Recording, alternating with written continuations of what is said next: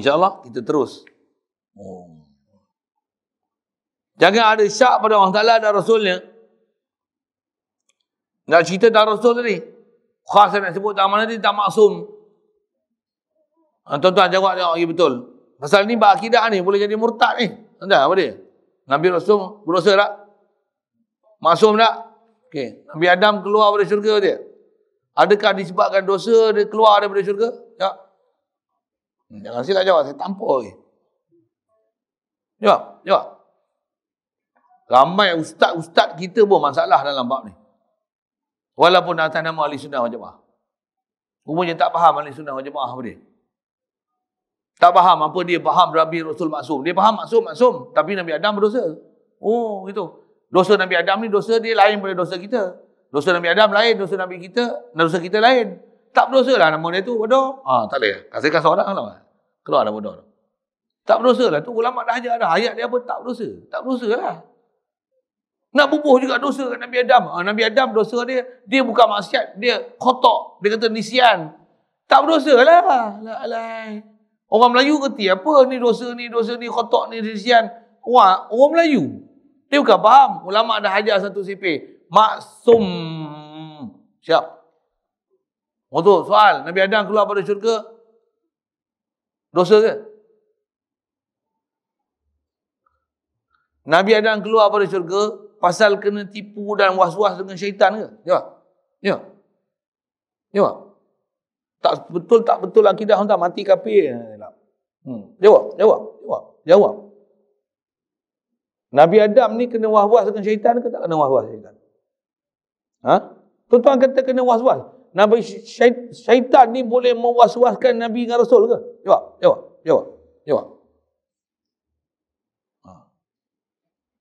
Mustahil syaitan akan mewas-waskan Nabi Adam. Mustahil.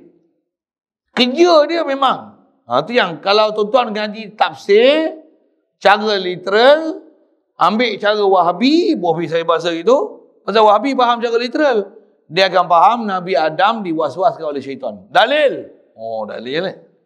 Fawaswasalahuma syaitanu liyubdiyalahuma sawatuhuma.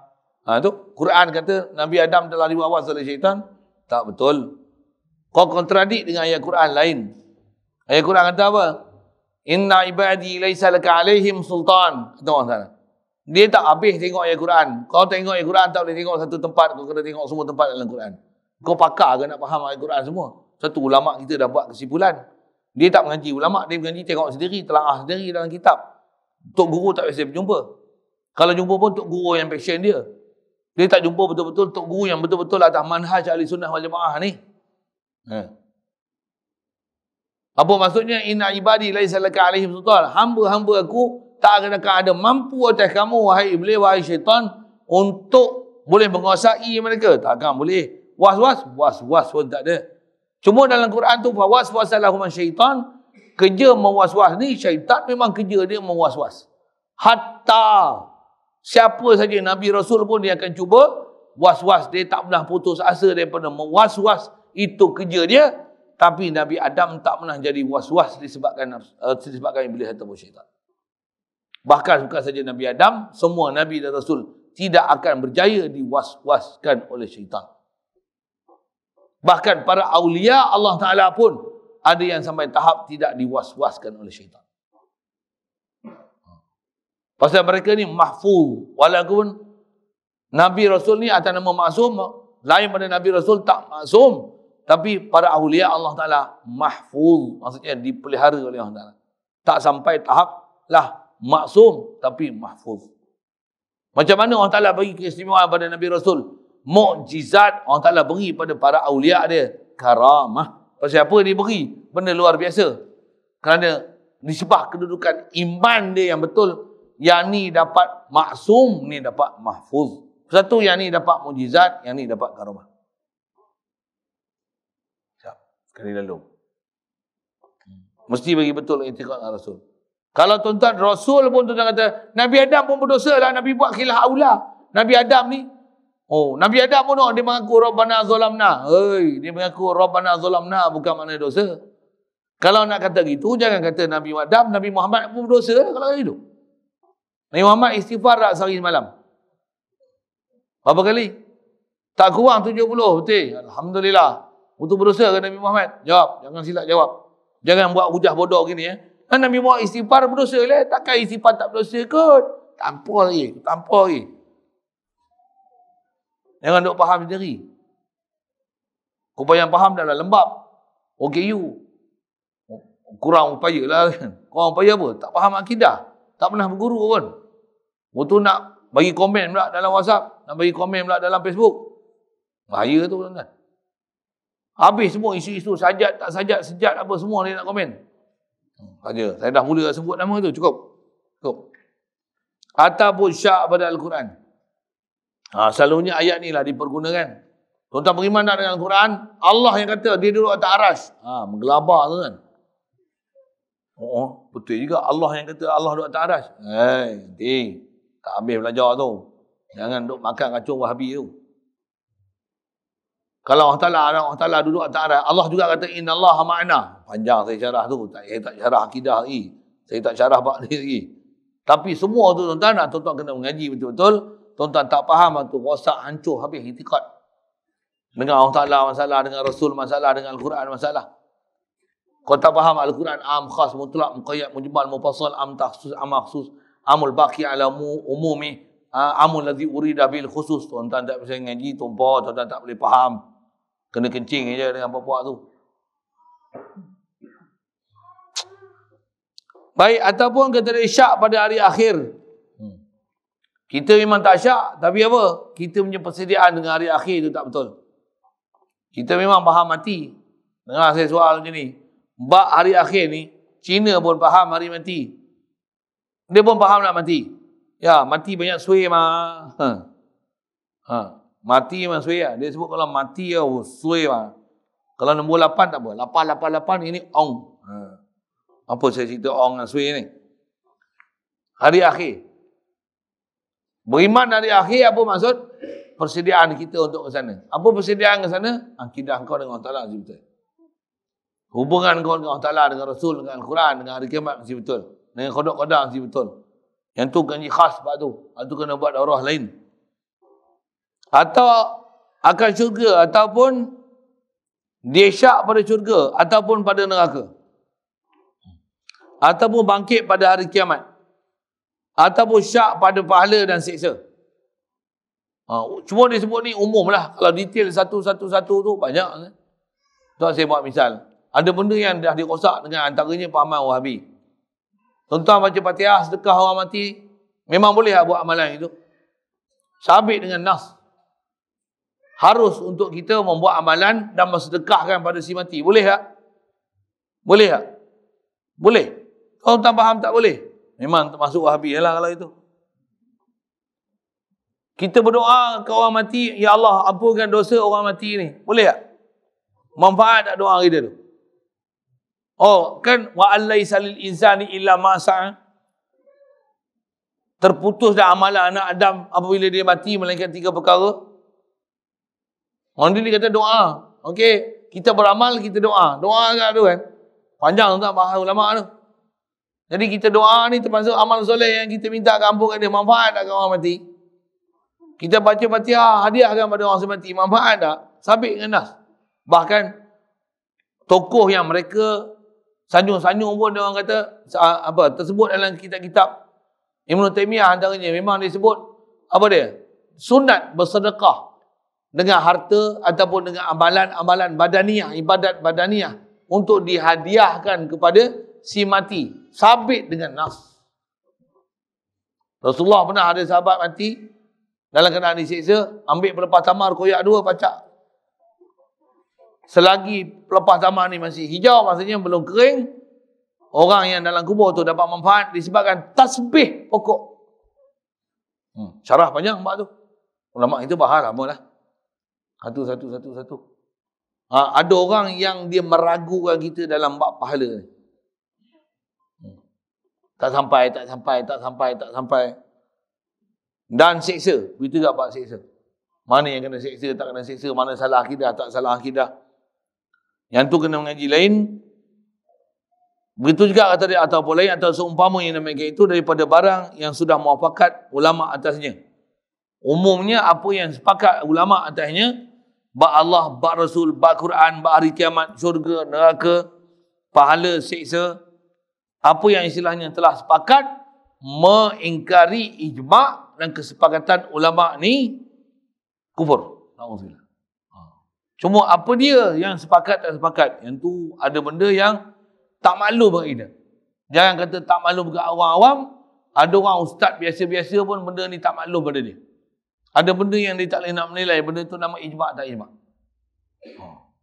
Waktu disiplin kita macam mana? Jangan duk ingkar apa-apa amalan orang duk buat yang memang mereka ni mengikut kaedah imam masing-masing. Siap. Imam tu imam apa?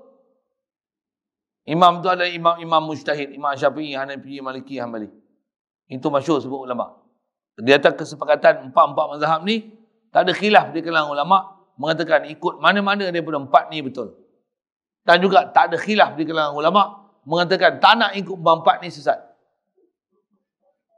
Ini hal ayat tu. Tak nak ikut mana-mana empat-empat ni sesat.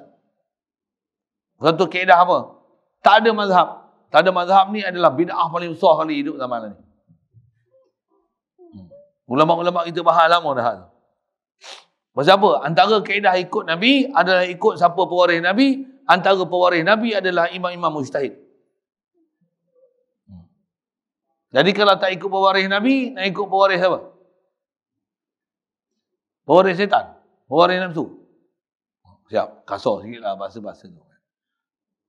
Baik. Atau tiada i'tikad ataupun syak satu sifat daripada sifat Allah Ta'ala yang wajib baginya. Dengan ijma'. Seperti macam mana? Ilmu. Siap. Antaranya disebut ilmu. Saya sebutlah tadi sekali lalu sampai 13 tu. Atas nama ma'ani khas, kudrat, iradat, ilmu, hayat, sama', basar, kalam. Bahkan atas sifat yang diajar 13 tu. Wujud, qidam, baqa', mukhalafah, lil hawadis, qiyam bin nafsi. Wahdaniyah, kudrat, iradat, ilmu, hayat, sama', basar, kalam. Sekali lalu saya boleh sebut nas, kalam, wa kalam Allah Musa taklima. Sama' basar, wa huwa sami'ul alim. Hayat, huwal hayyul qayyum. Ilmu, la ilma lana illa ma 'allamtana. Innahu alimun bi dhatis sudur. Iradat, yuridullahu bikumul yusr. Qudrat, innallaha ala kulli syai'in qadir. Wahdaniyah, qul huwallahu ahad. Inna ilahakum la wahid. Qiyam bi nafsi. Innallaha la ghaniyyun 'anil 'alamin. Huwal hayyul qayyum, qayyum qa'im bi nafsihi. Hayat, huwal hayyul qayyum. Yuhyi wa yumit. Bila yuhyi sampai hayat ada dia. Kudrat, iradat, ilmu, hayat, sama wujud, qidam, baqa', mukhalafah. Saya sebut daripada belakang kan. Mukhalafatu lam yakun lahu kufuwan ahad, laisa kamitslihi syai', fala tadribu lillahil amsal, walillahil masalul a'la. Baqa wa yabqa wajhu rabbika dzul jalali wal ikram. Qidam, al-muqaddim, huwal awwalu wal akhir. Himpunkan antara wujud, qidam dan baqa' tu. Wujud la ilaha illallah, apa makna asal dia dalam kaedah la ilaha illallah apa dia? La maujuda illallah. Yep. Nak kelaya apa? Tu ijma' ulama. Macam mana orang boleh menafikan ijma'? Untuk jawab je lah. Waktu bahaya orang yang menafikan sifat 20 ni. Ayat syaitan ni macam-macam lah. Nabi tak ajar sifat 20. Kita bukan cerita masalah Nabi ajar angka sifat 20 tu. Tapi Nabi ajar dah Allah wujud. Nabi Rasulullah ajar tak Allah qidam. Rasulullah ajar tak Allah Ta'ala baqa'. Macam mana kalau saya sebut ni, Nabi ajar tak tasawuf? Nabi tak ajar pelajaran tasawuf. Nabi pun tak ajar pelajaran tajwid. Tapi ada tak tajwid? Nabi ajar tak ikhlas? Ikhlas tu tasawuf tak? Apa benda dia orang ni? Allah Ta'ala, Rasulullah ajar tak Allah Ta'ala kuasa? Kudrat. Allah Ta'ala ajar tak Allah Ta'ala baqa'? Al-baqa'. Boleh? Allah Ta'ala kata tak la ilaha illallah. Rasulullah kata tak la ilaha illallah, la mawjuda illallah. Wujud. Atas angka bilang satu-satu, nak kira angka bilang satu-satu, hukum nun mati ada berapa? Hukum mim mati ada berapa? Mana hadis yang kata hukum mim mati dengan nun mati? Mampus tak jumpa kan? Cari tengok, saya bagi RM10 tu orang. Yang ni yang benda-benda yang ada orang yang mengharu birukan kita punya fikiran. Dia menyerang institusi pengajian agama mengikut cara ulama-ulama dulu pasal dia nak menegakkan benang basah cara fahaman dia. Ini masalah. Jadi antara yang dinafi sifat Allah Ta'ala ialah sifat ilmu. Dan masa yang sama dikeluarkan satu cubahan yang lain. Dia kata apa? Antara sifat Allah Ta'ala apa dia? Muka. Muka ialah sifat Allah Ta'ala. Hati-hati sikit. Muka bukan sifat. Muka adalah juzuk. Faham pun tak betul lah. Dia tak faham antara sifat dengan juzuk. Tangan. Dia kata, ni ayat sifat. Bukan ayat sifat. Tangan ialah juzuk. Bukan ayat sifat. Mata. Mata ialah ayat sifat. Dia kata, yang ni tauhid asma' wa sifat. Tak. Mata bukan sifat. Sifat adalah melihat. Sifat adalah kuasa. Sifat. Dia tak faham tak dengan sifat tu. Antara sifat dengan juzuk pun tak kenal. Lepas tu suruh kita itikad ada mata, ada muka, ada tangan dengan Allah Ta'ala. Subhanallah. Elok. Saya sebut sipir. Ataupun dibahasakan baginya sifat-sifat yang wajib. Maksudnya dia ragu syak apa yang sifat yang wajib pada Allah Ta'ala. Yang saya umum sebut, ulama' dan sepakat yang tanpa ada ragu, 13 tu. Sepakat semua.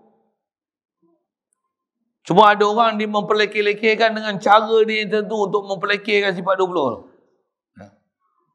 Sedangkan angka 20 atau 13 tu adalah telah ijma' khas saja atas nama 13. Ijma'. Tak ada siapa boleh menafi. Menafi satu je 13 tu. Satu je daripada 13 tu. Sedangkan dia telah diijma'. Kufur. Tanpa khilaf. Sabit dengan nas. Al-Quran saya dah sebut sekali lalu tadi. Ataupun yang wajib, kata dia, dia syak pada perkara yang kita wajib sucikan daripadanya dengan ijma'. Dia tak membersihkan, tak mentazihkan Allah Ta'ala daripada perkara yang telah ijma'. Wajib tanzihkan Allah Ta'ala daripada sifat ni. Apa dia? Berjisim. Dia kata Allah Ta'ala ada mata, berjisim. Allah Ta'ala ada muka, berjisim. Walaupun apa huraian dia, muka, tangan macam mana sekalipun. Sekalipun dia kata muka-muka yang layak dengannya. Bahasa muka tu pun dah salah lah. Satunya ayat-ayat mutasyabihat ni, kaedah dia, amir ruha kama ja'as.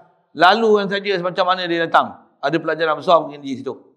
Yang tu pun kena khas daurah untuk ayat mutasyabihat ni. Bersama saya buat buku, ada kitab yang dikarang oleh Baba Rashidi daripada Qatani. Khas bicara tentang Ar-Rahman ala Arsy Istawa dan bab nukul syariah, semua bab mutasyabihat.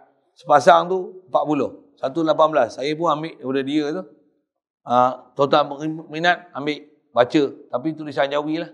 Bukanlah Rumi. Kalau agak buta Jawi, mengaji Jawi cepat-cepat sikit. Nak kata apa kan? Kalau tak boleh Jawi tu, maksudnya mesti tak boleh baca Quran. Confirmnya. Jadi tuan-tuan duduk, tambah duduk Darus Salihah. Salihah, benda Quran tak boleh baca. Oh, kasar sikit. Kasar sikit. Tapi saya bukan kata Darus Salihah sini, Darus Salihah Afrika.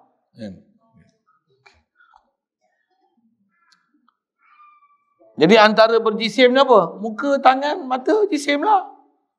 Dan muka, tangan, mata, Allah satu je tak? Cantum ke apa pisah? Dia kata jangan tanya kepala otak kau yang membuatkan kami bertanya. Tak boleh. Saya kasar-kasar ni, saya kepala otak je lah tuan-tuan. Baik, ataupun masuk pada suatu. Ataupun dia faham Allah Ta'ala ni masuk pada suatu. Ibarat macam ni. Ni kita. Allah masuk dalam kita. Allah bersama kita, Allah masuk dalam kita. Yang ni dipanggil i'tiqad hulul. Ada memahamkan Allah mengisi ruang, menduduki tempat. Allah dah duduk dalam aku, Allah bersama aku, Allah sebati dengan aku. Kufur akidah ni. Kau ingat Allah Ta'ala macam jin dia masuk dalam orang. Subhanallah. Masuk pada satu atau bersatu dengan satu. Yang ni dipanggil i'tiqad ittihad. Istilah hulul dan ittihad ni, kalau tuan-tuan saya dengar ni, hulul ni ambil air buang dalam gelas ni. Ini dipanggil i'tiqad hulul.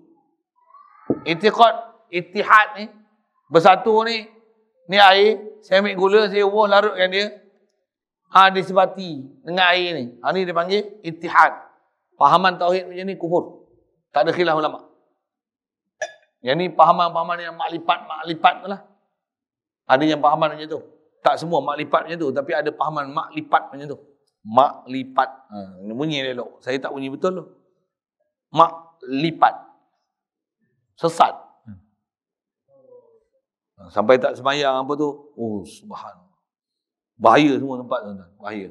Tapi followers, Masya Allah. Ni kata, akhir zaman jagalah. Itulah. Saya baca ni. Saya sebut ni, saya bukan untuk berfatwa. Kita baca untuk bagi penjelasan apa yang kita dah faham, mana hak dan batil. Berwaspadalah. Sepatutnya ambil tindakan ni, sepatutnya pihak berwajib lah kan. Dah tahu benda tu pening. Pahaman tu pening. Buatlah report polis tu, panggil lah dia beradab seorang-seorang lah kan. Takat solo one man show, pergi beradab untuk kelahi dengan dia. Bukan kelahi pun, tengok sama je pening. Ni pening satu hal, ni pening satu hal. Contoh. Jabatan-jabatan yang ada institusi agama ni lah. Pula tu, jangan hanya ikut negeri-negeri. Panggil semua jabatan mufti ni. Duduk semeja, panggil tu beradab. 13 negeri kalau kata dah. 13 mufti ni beratur tadi. Panggil tu. Engkau ayun seorang. Okay. Malah panggil mufti, panggil saya wakil mufti tak apa. Saya yang sanggup pergi. Pergi Sabah tak apa. Pergi mereka tak apa. Pergi. Saya kelahi dengan dia.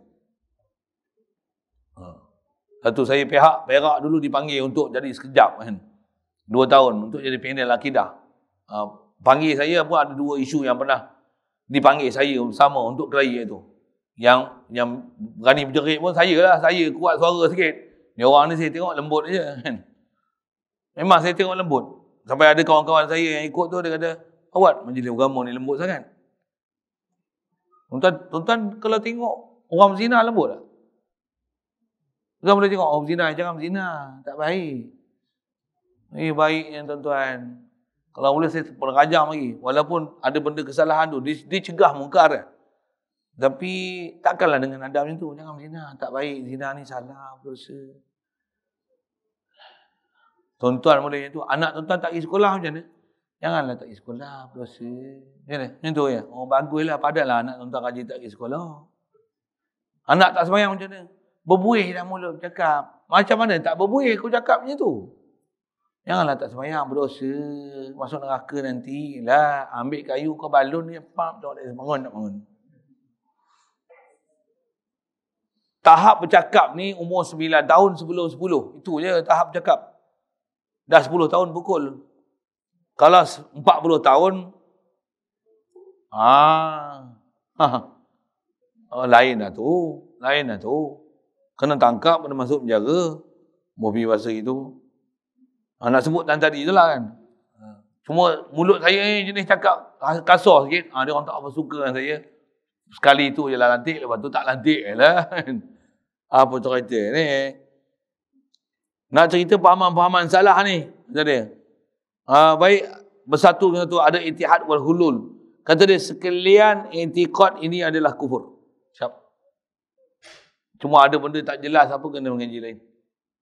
Sampai ada orang faham, akulah Allah. Dah ada dipaham apa? Allah ni hulul dalam syait. Kita tengok ni semua tengok Allah. Wah. Kita takkan tengok makhluk. Orang dah sampai satu tahap, semua ni Allah. Dia orang ni semua tak sampai lagi. Aku dah sampai. Siapa?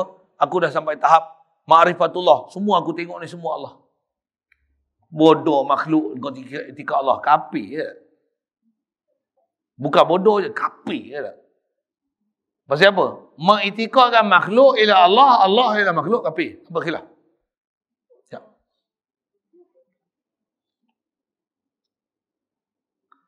Siap, satu. Semua prinsip itu adalah sebut benda yang syait maklum fiddin bidarurah tadi istilahnya. Dan menghalalkan yang haram dengan ijma'. Seperti zina. Zina tetap haram. Apa sekalipun. Sekalipun tak ada duit, boleh tak melacur diri? Haram. Kalau dia kata harus, dia kata, saya bukan kata harus, saya kata halal aja. Astaghfirullah. Okay. Ini suatu masa dululah bising isu tu. Tahu ke mana dah orang tu saya tak tahu lah. Taubat tak taubat pun tak tahu lagi. Lagi membunuh nafsu yang diharamkan. Istilah membunuh nafsu ni membunuh nyawa, membunuh diri. Nafsu ni bukan bunuh nafsu, ambil nafsu bunuh kan. Nafsu kau boleh bunuh itu. Istilah nafs maksudnya membunuh satu nyawa.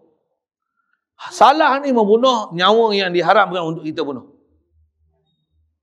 Kalau nyawa yang dibenarkan untuk kita bunuh, memang kita boleh bunuh. Nyawa siapa yang kita boleh bunuh? Nyawa babi boleh bunuh. Tapi kalau babi hutan, orang tembak, siap. Pasal apa? Binatang peliharaan. Pasal ambil pupus. Tuan bunuh babi, memang babi disuruh bunuh. Boleh faham? Tapi kena denda dengan apa? Jabatan Lindungan Haiwan Liar. Orang bagi perhilitan. Perhilitan lah. Tuan bayarlah denda. Tuan viral lah, panah ke, tembak ke, macam mana? Mampu lah kena bayar. Cek, siap kau. Macam isu kat mana? Selangor itu kan. Babi masuk dalam masjid, tembak macam mana? Siapa tembak babi? Hal tu kena bayar denda. Kena bayar denda, tuan. Alai. Babi betul. Okey. Saya geram itulah bahasa saya keluar. Babi itu nak masuk menunjuk barah lah kan. Inilah kata saya, kita boleh bercakap je. Nak bantah tak boleh. Kita timbun, membantah luka, dibantah luka kan. Kita tunggu kita jadi tempoyak esok. Kita jadi timun, jadi ulam, dia jadi tempoyak. Kita tenyih dia. Tak faham tu dah. Itu peribahasa Melayu juga tu kan. Antara orang yang boleh kita bunuh siapa? Orang tak sembahyang. Boleh bunuh. Tapi orang boleh bunuh. Ni asalnya pemerintah. Tapi kita bunuh orang yang tak sembahyang ni. Jangan salah faham, dengar pergi habis. Dengar orang tak sembahyang halal untuk bunuh tau. Tapi kita tak boleh bunuh dia. Pasal tugas membunuh ni pemerintah.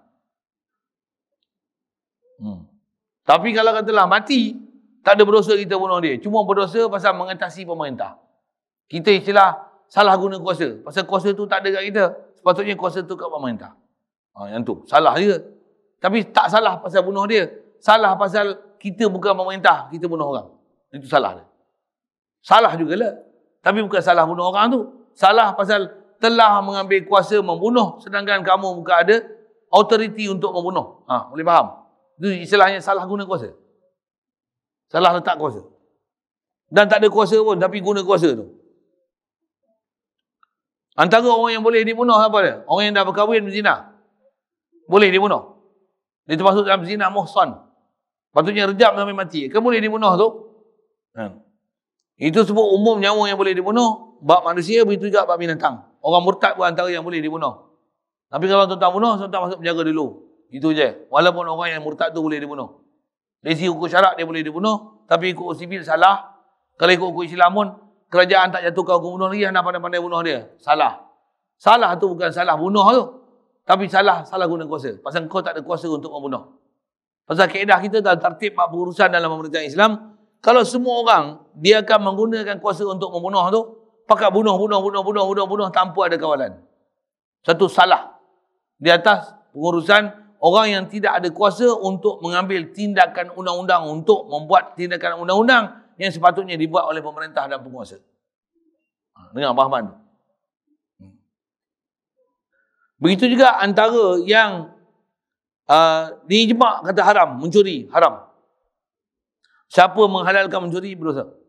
Bukan berdosa, mencuri memang berdosa. Menghalalkan mencuri, kafir. Apatah lagi dia curi-curi, dia dapat kata dia.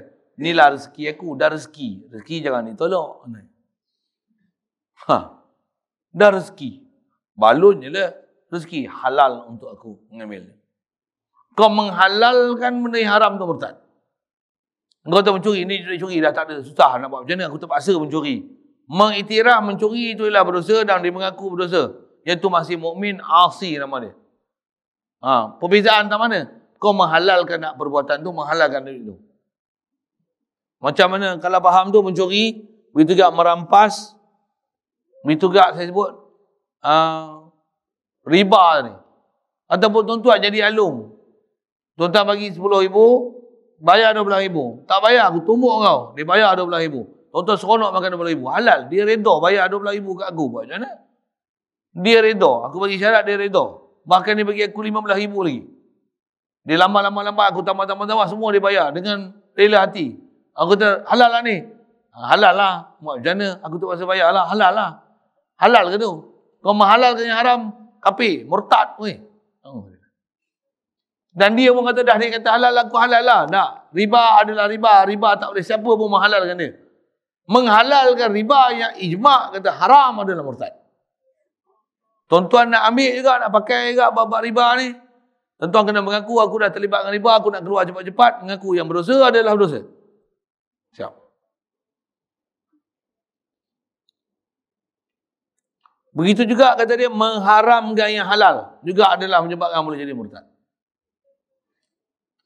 Contoh macam ni, demikian juga. Maksudnya dengan sengaja, benda yang telah diijma' ulama. Seperti berjual beli. Mana yang boleh berjual beli, yang halal dia kata haram. Lah ni ada fatwa macam ni dengar. Haram menjual barang keuntungan 100%. Biasa dengar? Tak biasa dengar? Tak biasa dengar, bagus. Boleh tak kita dapat untung 100%? Boleh tak? Tak boleh pula. Betul? Halal bukan halal dapat untung 100%? Tak tahu. Pening kan tuan-tuan itu. Boleh tak beli air ni RM1, kita jual RM2? Boleh tak? Boleh. Beli RM1, jual RM10, boleh tak? Beli RM1, jual RM1,000, boleh tak? Boleh. Bukan haram ke? Menindas orang. Harga mahal. Tak nak beli, sudahlah.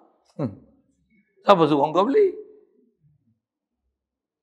Masalahnya boleh tak jual RM1 tu, RM1 modal jual RM1,000 boleh? Kedah jual beli tak ada masalah. Tak ada masalah.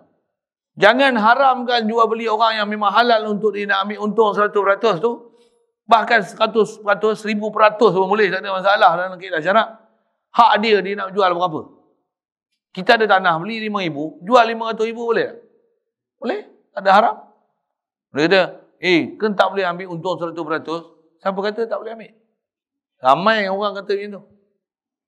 Tapi taklah dianjurkan kita untuk ambil keuntungan gila macam tu. Pasal itu bukan kaedah syarak. Tapi kaedah syarak membenarkan untuk kau nak jual apa, berapa harga kau nak jual. Boleh. Tuan-tuan beli satu barang 1 juta, aku ambil kat kau, sekupang aku jual. Nak ambil? Tanah 20 ekar ni, sekupangnya nak ambil? Sekupang. Tapi syarat orang jual tu waras lah. Jangan gila. Balik. Sewil. Itu tak boleh lah. Sewil tak boleh. Boleh faham saya buat apa kan? Tapi boleh ada jual sekupang. Jual sekupang. Dia nak hadiah boleh? Aku hadiah ada tanah 20 ekar kat kau. Aku hebah kat kau.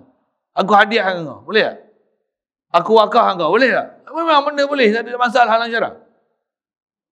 Kalau benda yang mahal dia boleh bagi free. Benda yang murah dia nak mahal kan boleh tak? Dari segi kaedah kata syarak halal. Jangan haramkan apa yang halal. Ada orang kata haram ambil untung 100%. Tak betul ayat tu. Walau bagaimanapun kita tak diajar untuk hanya semata-mata ambil keuntungan. Orang berniaga ni kaedah kita dalam syarak apa dia? Kita berniaga di atas nak selesaikan fardu kifayah. Orang berhajat, kita tolong tunaikan hajat dia. Orang ni perlu makan, kita siapkan makanan untuk dia beli. Supaya memudahkan dia nak makan.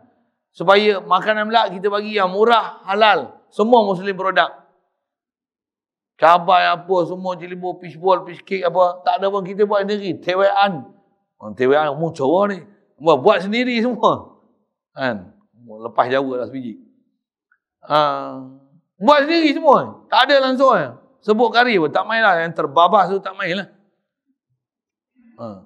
Cat mata, cat hidung, cat telinga, cat tahi, cat apa lagi. Cat punggung, cat kaki, cat tangan. Semua dah. Tak dah, tak main lah tu. Siap.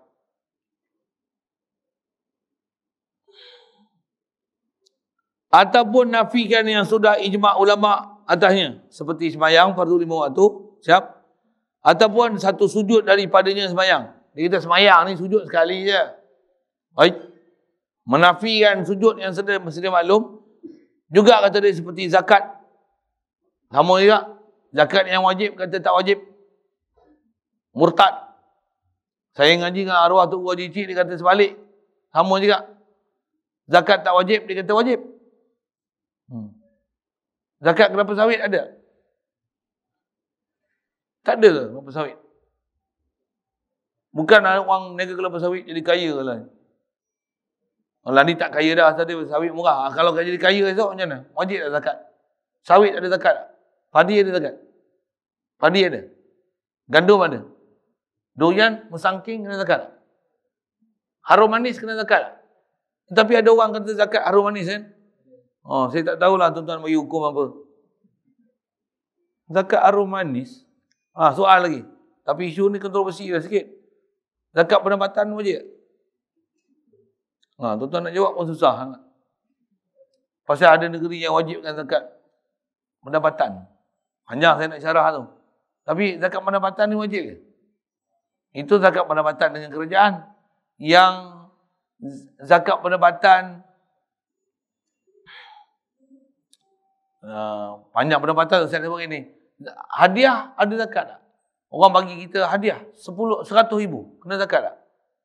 Zakat durian contoh dia. Zakat rikas. Dia ada. Kena bayar. Pula. Kita jadi tokoh pelajar dapat hadiah 1 juta. Kena bayar zakat. Pula. Dapat bapak kita mati. Dapat pesaka. Tu pesaka ni tanah. 100 hektar adalah tu. Jual tanah ni 3 bilion. Kata dia kena bayar zakat. Zakat apa? Zakat rikas.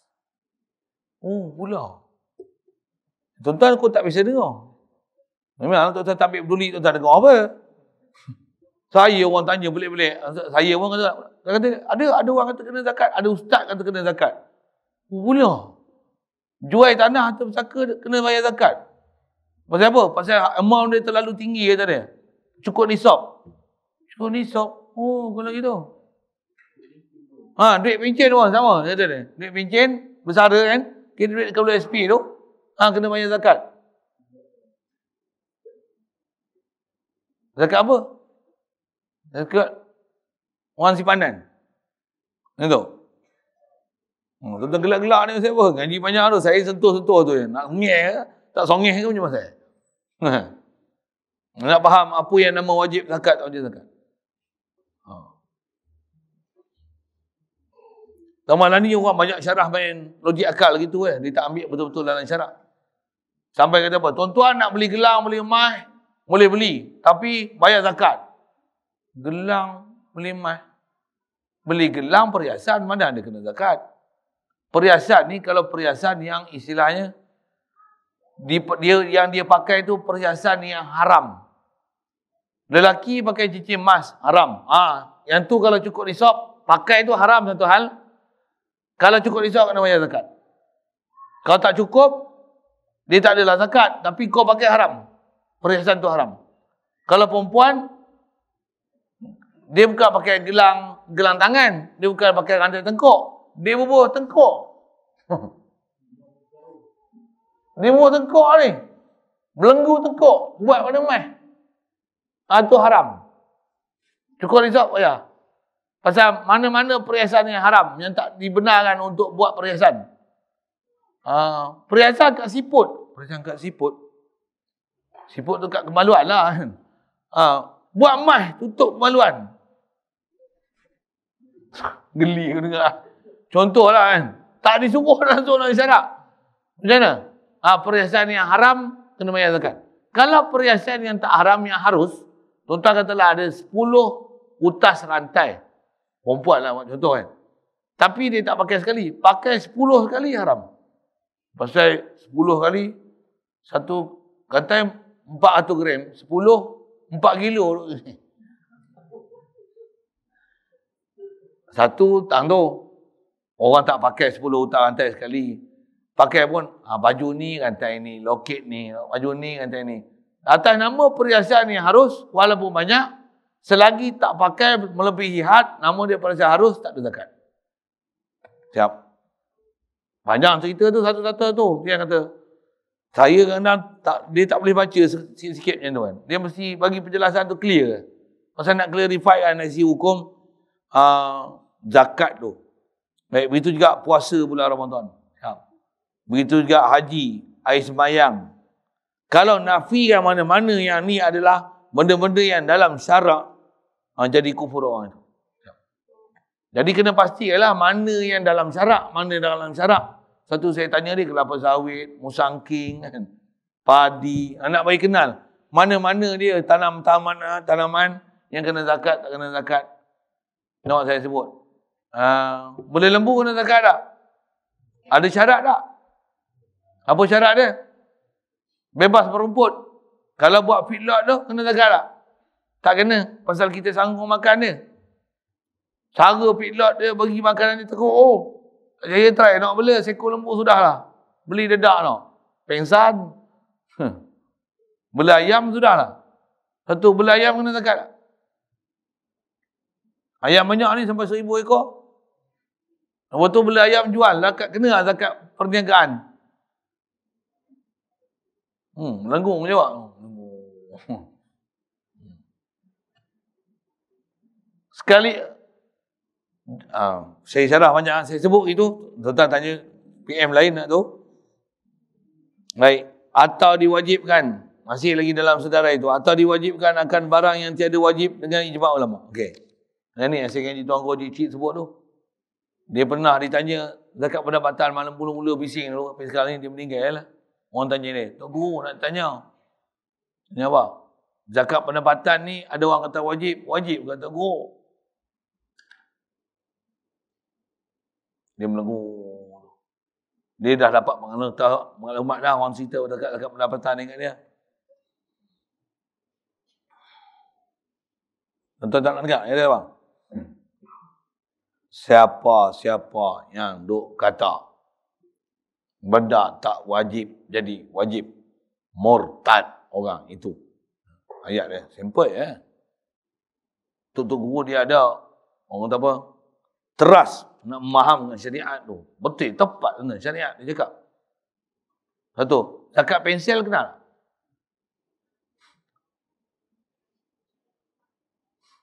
Zakat padi ada. Zakat kelapa sawit tak ada. Zakat getah tak ada. Kok getah murah kot. Itu getah sekilo RM100 macam. Kena zakat. Pasal mahal. Tak ada. Saya nak syarah panjang mak tu, kena mengaji elok-elok. Satu yang kena mengaji. Tak faham, kalau tak tahu, dengan sebab jahil tu tuan-tuan salah bagi hukum, dimaaf pasal jahil.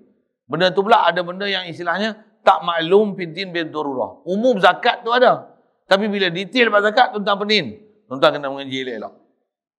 Tuan-tuan kena mengaji elok-elok. Kalau benda-benda yang istilah tak masyhur dalam syarak, kalau diingkar, yang tu tak menyebabkan jadi murtad. Tapi disiplin ni kalau ikut, janganlah keluar hukum sebarangan. Buat misal, contoh. Bapa raid, tahu tak? Seorang mati tinggal anak perempuan seorang. Kemudian isteri seorang. Siapa dapat banyak? Anak perempuan ke isteri? Tuan-tuan tak tahu. Saya buat ini dulu. Tak pasal mengaji. Alamak, cerdik terlajak tuan-tuan ni. Peraid pun tak kerti. Saya tak nak guna ayat kasar-kasar tu kan. Kurang cerdik sikit lah. Apa saya nak sebut ni? Siapa dapat banyak lagi? Isteri ke anak perempuan? Anak perempuan. Anak perempuan dapat banyak mana? 1/3. Tak lulus paksa ni, peraid ni. Seorang anak perempuan. 1/2. Isteri dapat banyak mana? Isteri kalau ada anak perempuan si mati dapat banyak mana? 1/8. Okey. 1/8. Isteri dapat. Tak adil aku yang jaga makan mak bapak kau. Mati aku dapat 1/8, dia dapat 1/2. Tak adil. Waktu 1/2, 1/8. Ada baki tak? Berapa baki ya? Tak pandai nak pecahan. Cepat.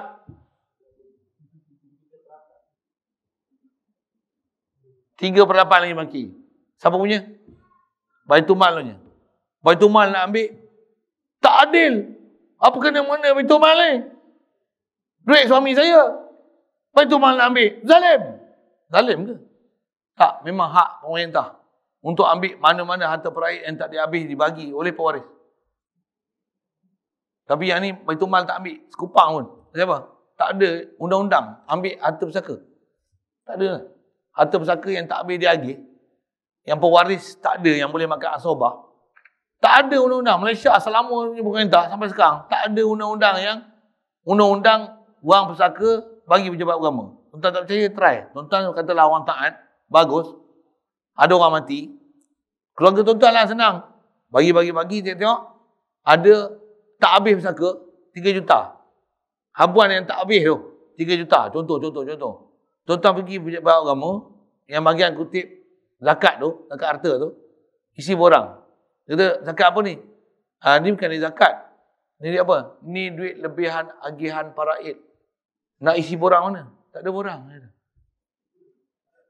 Tuan bayar tak? Punca lama dah kita perintah. Tak ada sebarang kenyataan dikeluarkan berkenaan pengurusan Majlis Agama Islam dalam bentuk pengurusan harta lebihan harta paraid. Itu yang harta paraid bertimbun-timbun sampai 10 tahun, sampai berapa bilion harta orang Islam belum diselesaikan, sampai amanah raya apa, sampai pening, sampai kaya-kaya. Pasal itu makan upah banyak sangat. Pasal apa? Tangguh kes. Pasal apa? Konon nak selesaikan. Punya bahasa konon ni. Macam tu lah aku ayat dia kasar sikit. Bahasa ni orang marah saya pula. Tak selesai pasal apa? Harta orang Islam ni pasal bertimbun-timbun banyak tak selesai. Apa masalah ni? Pasal tak diambil langsung masalah paraid. Saya nak sebut asal dari mana?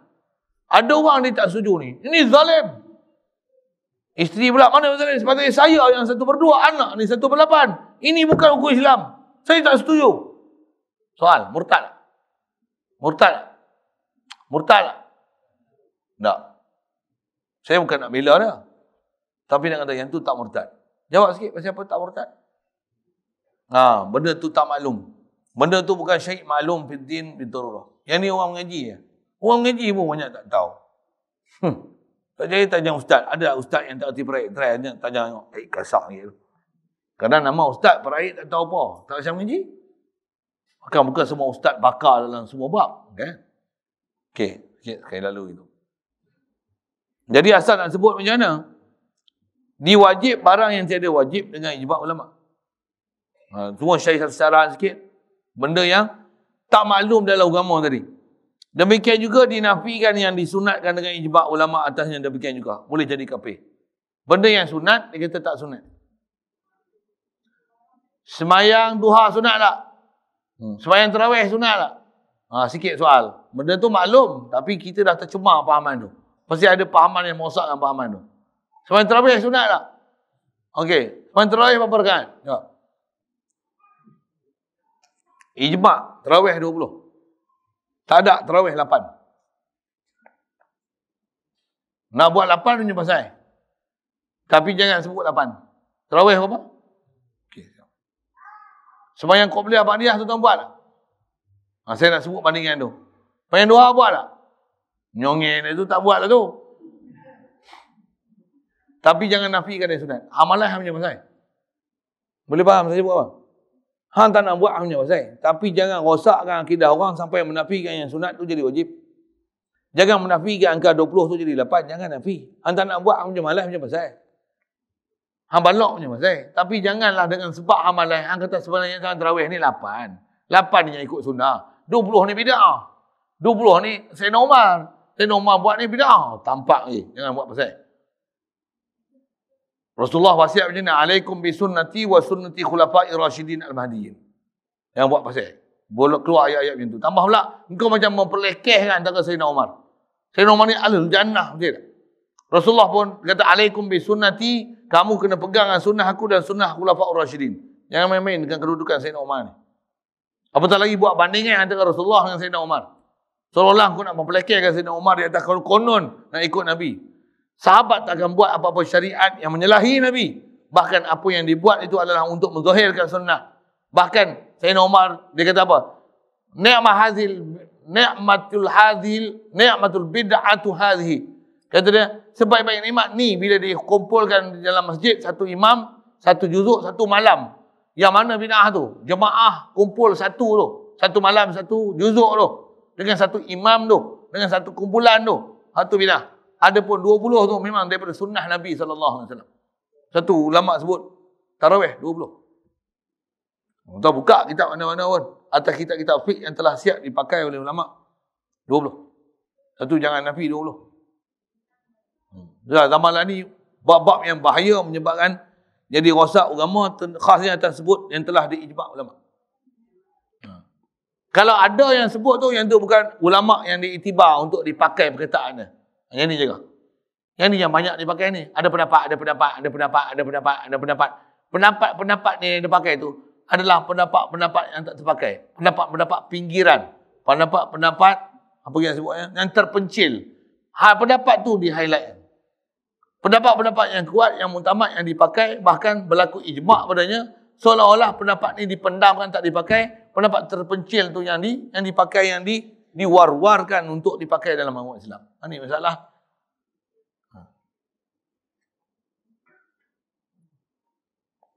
Atau dia mencita atas kufur pada masa lagi akan datang. Antara boleh jadi murtad ialah dia mencita-cita. Maksudnya dia angan-angan, ada keinginan nak jadi kufur pada masa akan datang. Na'udzubillah. Kita ni dak lah. Tapi jaga golongan muda yang susah, biasa masuk gereja, dapat bantuan daripada gereja, dapat makan minum daripada gereja. Jaga ni. Kata apa? Majlis agama pun tak bagi bantuan. Bagus gereja lagi. Habis. Kalau aku jadi Kristian satu hari pun bagus. Bahaya. Satu, semua aktiviti membaptiskan orang Kristian dengan orang Islam ni. Walaupun dia tak ajak masuk Kristian, tapi dia bagi makan, dia bagi duit, bagi sumbangan kepada orang Islam ni. Macam mana dia masuk dalam tempat perkampungan orang asli yang dah masuk Islam, dia bagi duit macam ni, suruh masuk Kristian. Semua aktiviti tu membahayakan sungguh. Pasal apa?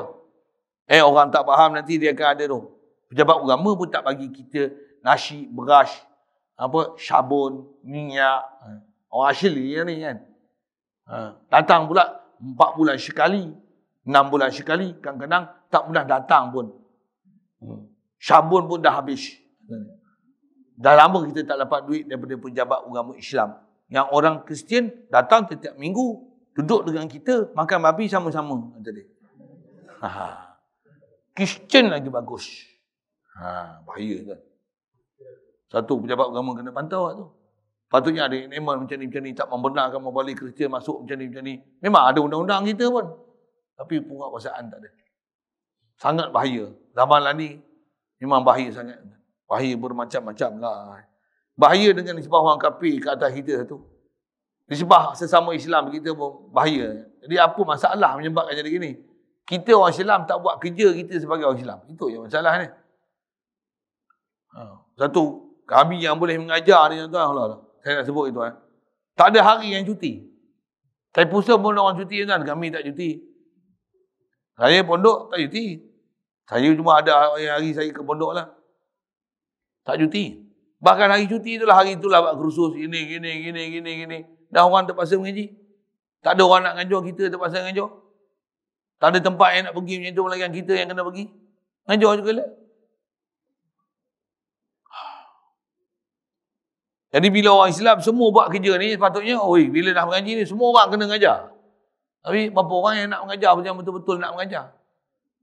Kita kadang selesa dengan mengaji. Dan selesa dengan bodoh tu. Sepatutnya semua orang jelas, hitam putih dia. Hak dan batil tu. Semua orang menceritakan ni. Hak ialah hak, yang batil ialah batil. Ni kerja orang Islam. Orang Islam kalau bangun macam ni, best. Mudah-mudahan Allah Ta'ala taufik hidayah kita untuk bangun ke situ. Pasal ni cara kita untuk baikkan diri di zaman ni. InsyaAllah.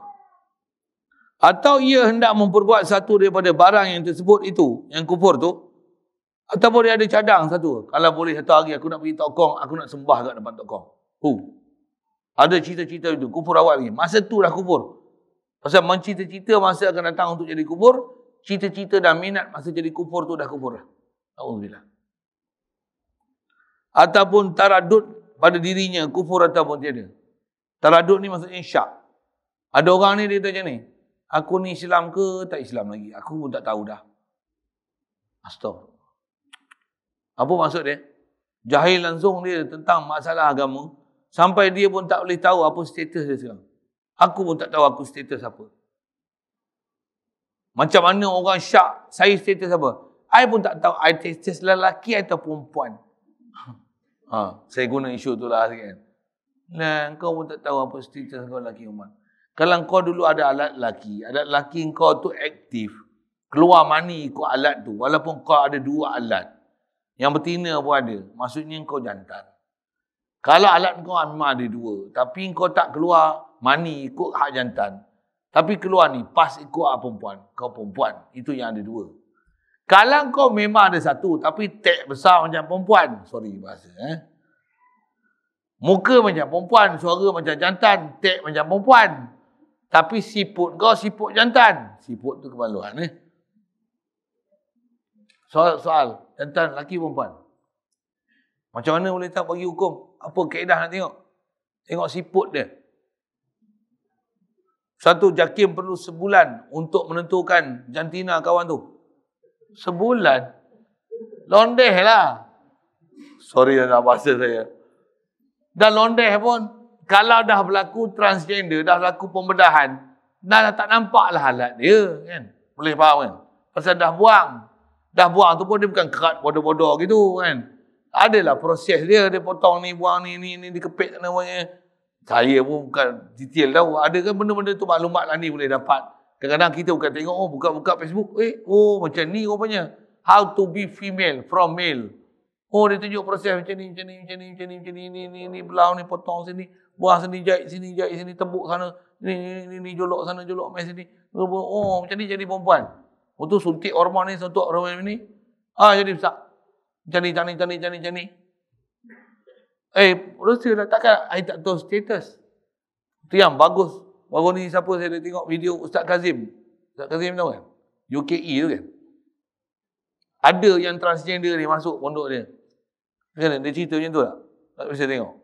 Bagus. Saya pun tak tengok orang cerita. Dia kata apa? Tapi dia ajar tu betul. Dia kata, awak ni sebenarnya lelaki.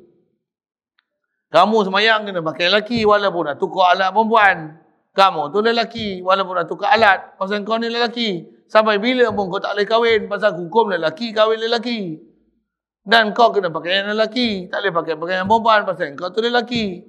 Cuma kau dibuang alat lelaki kau. Tapi kau adalah lelaki. Kau takkan bertukar sampai bila jadi perempuan. I pun tak tahu. I shock I punya condition. I also don't know. What condition am I? Male or female? Dia pula. Sampai macam tu tuan-tuan, orang jadi masalah lah ni. Sampai jantina pun jadi masalah. Sampai iman kufur pun jadi masalah. Ada orang dia terbalik, dia Wahabi, dia kata dia tak Wahabi. Dia tadi ahli sunnah wal jamaah. Yang kita ahli sunnah wal jamaah, kata dia yang ni mujassimah. Pelik itu. Ada orang dia sampai syak macam ni kan. Zaman lah ni lah zaman huru-hara, fitnah ilmu cukup besar. Lagi tuan-tuan tengok, rajin pergi baca Facebook, tengok orang komen-komen dalam kumpulan ni. Lagi tuan-tuan tengok masyarakat betapa celarunya mereka. Saya wallahi insya-Allah tak keliru. Tapi saya tengok Allah, saya risau tengok masyarakat yang belakang. Allah, risau. Yang risau orang awam tu satu hal. Yang risau lagi apa? Yang kepala yang jadi ketua tu. Tu pun lagi risau. Siapa? Dengan sebab sesat dia sesat habis orang ramai. Jadi yang saya sebut tadi, sepatutnya yang ambil tindakan ni siapa? Saya ke?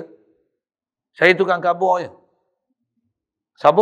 Pemerintah, orang yang berkuasa, orang ada wibawa. Baru ni saya ada pergi pejabat polis. Buat apa? Saya nak minta prosedur buat report. Kalau saya nak report orang ni Wahabi ke apa-apa ke, dia ni telah memfitnah ahli sunnah wal jamaah. Dia kata, ahli sunnah wal jamaah Abu Hasan Asy'ari ni mujassimah. Dia adalah mu'tazilah, gelebuk. Boleh tak saya dakwa? Dia kata, dia boleh. Polis boleh buat apa, saya kata. Dia kata, polis sebenarnya kami ni diasuh untuk membenteras jenayah. Itu kerja kami. Jenayah. Jadi, apa jenayahnya bila dia kata fitrah-fitrah macam ni? Betul juga. Apa jenayah? Jenayah apa agama? Kalau gini, report kami boleh terima. Kami tak akan halang siapa-siapa untuk buat report. Tapi bila kami tidak boleh mengambil tindakan di atas dia, di atas apa-apa jenayah dia, mengugut ke, mengancam ke, apa ekstremis yang ada dia buat ke, ataupun mengancam nyawa ke, buat kecederaan ke, ugut. Kalau tak ada hal tu, saya tak boleh buat apa-apa.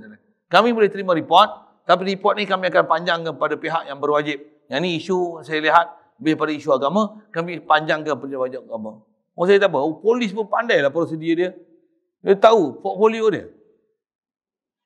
Dia pun tak akan masuk cimpor, tak masuk cipok. Yang tu kan. Dia tak akan masuk pot. Benda yang bukan dalam bina ni. Kalau dia masuk, orang macam bodoh lah. Bukan kerja kau polis. Patutnya pejabat agama. Tapi pejabat agama tak buat apa-apa. Kasarlah sikit kan. Jadi dia orang pejabat agama pula menatah pula. Ni kata kat kami lah. Kata kat kami lah ni. Ya Allah. Aku ni tukang kapur ayah. Patutnya kamu duduk tempat tu. Kamulah kena bertindak. Itulah masalah dia. Ada apa? Doa lah mudah-mudahan dia bertindak. Itulah. Sepatutnya siapa-siapa sewil dalam negeri Perak ni. Tangkap lama dah. Tak payah tangkap. Panggil dulu lah. Tangkap tu nampak kasar sangat. Panggil beradab lah. Ni siapa nama-nama ke Maulana ke Ustaz ke Tuan Guru ke. Mana-mana yang didapati buat report. Ada suara rakam macam ni. Yang ni boleh minta bantuan polis. Tak apa. Pasal apa? Dia menimbulkan huru-hara dalam masyarakat. Itu isu dia. Isu jenayah dia. Menimbulkan huru-hara dan perpecahan dalam masyarakat. Jadi untuk tak menimbulkan huru-hara ni, pejabat agama kena ambil pantauan dan untuk merakam ni, minta bantuan unit khas Jabatan Polis untuk merakam, buat rakaman dan sebagainya. Untuk pembuktian apa dakwa dia. Tak apa kita sendiri rakam, ambil, hantar pada pejabat agama. Pejabat agama lah kena bertindak.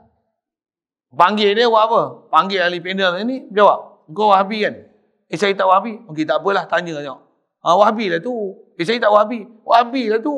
Alah. Bukan syarat kau mengaku jadi Wahabi. Pahaman macam ni lah. Ni lah panggil pahaman Wahabi. Kau buka kitab. Dia buka kitab ni. Tak apalah kitab. Aku nak tanya kau macam ni. Main course dia macam ni. Macam ni. Kau buka lah kitab macam mana. Nak kira kitab. Kau masuk perpustakaan Kristian, semua penuh kitab, takkan Kristian betul. Jawab. Saya biasa duduk tempat tu. Nama satu saya sebut. Kan? Orang panggil tu. Ada sekali tu. Golongan sesat. Dia duduk kata dia betul. Dia tak payah mengaji. Dia sebarkan pendapat tak payah mengaji dengan ustaz. Kata dia Allah Ta'ala nak ajar kita boleh melalui TV, melalui majalah, melalui binatang, melalui pokok, melalui kayu, awan, matahari. Yang ni ialah sumber ilham kita untuk faham Tuhan. Wow. Saya tanya dia, siapa guru dia? Siapa guru awak? Guru saya ialah sekalian alam. Kata dia. Wah, hebat. Untuk siapa yang mengajar awak ilmu tauhid? Ilmu tauhid Allah Ta'ala ilhamkan kepada saya. Macam mana awak boleh tahu ni ilham syaitan ke, ilham iblis ke, ilham Allah Ta'ala? Saya boleh tahulah. Macam mana kamu boleh tahu sedangkan kamu tak guru? Allah Ta'ala akan ilhamkan saya. Macam mana kau tahu ilham Allah Ta'ala? Dia dah buta tu. Awak punya pahaman macam ni lah. Dia panggil pahaman sesat. Saya sesat ke? Astaghfirullahaladzim. Orang sesat ni sampai macam tu. Kita kelahi dengan dia sampai macam tu. Tahap dia tu. Dia tak boleh faham dia sesat tu sampai tahap macam tu. Tapi memang keputusan Majlis Agama keluar surat apa-apa, dia tak boleh bagi keterangan tentang pembuktian bahawasanya apa yang didakwa ajaran yang itu benar begini, pembuktian kitab apa yang tak tahu, tanya perguruan dia pun dia tak boleh jawab, dia ambil kitab mana pun tak tahu, tauliah apa pun tak ada, tapi duk mengajar pula bukan di masjid, mengajar kedai kopi. Tapi pengikut ramai. Ni masalah pula. Orang tahu tak pengikut ramai macam apa? Yang pengikut dia tu lagi bodoh dia. Ini masyarakat. Pasal pengikut ni bila daripada dia, bodoh lagi pada dia, dia akan menganggap siapa yang dia ikut tu Tok Guru lah. Padahal Tok Guru. Ini masalahnya. Kalau yang dah dijumpa yang sebagai guru tu pun bodoh, pengikut dia macam mana? Okey, pandai alhamdulillah tuan-tuan nak jawab tu, saya tak keluar sebut ayat perkataan. Masyarakat kita banyak sangat. Alhamdulillah.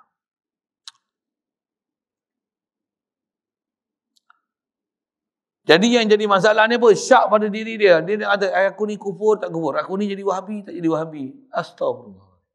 Satu akidah tuan-tuan dia mesti jelas. Apa dia? Yang nama hak dan batil itu. Yang ni syak ia pada imannya. Jadi maksud kata dia taradud pada kufur dan tiada ni. Dia syak pada iman dia. Baik. Tetapi tiada jadi kufur sebab was-was. Kalau ada was-was datang meragukan kita. Tuhan macam ni, Allah Ta'ala macam ni. Kita boleh tolak. Was-was tu tetap datang. Pasal kita bila leka dengan Allah Ta'ala, lalai, memang syaitan ni kerjanya was-was. Bahkan was-was ni macam-macam. Bahkan kita kadang bukan was-was pun dengan Allah Ta'ala. Langsung tak fikir dengan Allah Ta'ala. Yakin kita pada makhluk. Yang tu yang kena mengaji khas akidah tu. Untuk makan nasi, ada tak yakin dengan Allah Ta'ala? Allah bagi rezeki. Yakin dengan isbat ke blur? Boleh faham soalan? Sikitlah soalan itu. Tuan-tuan ni hidup ke mati? Hidup ke mati? Hidup. Dengar? Memang Allah bagi hidup dia. Tapi memang tuan-tuan sedar tak? Aku hidup ni Allah bagi hidup aku. Alhamdulillah. Ada tak macam tu? Tak ada. Tak ada maksudnya kita ni blur dengan Allah. Blur tu, blur. Bahkan jangan kata blur. Blank langsung. Blank langsung.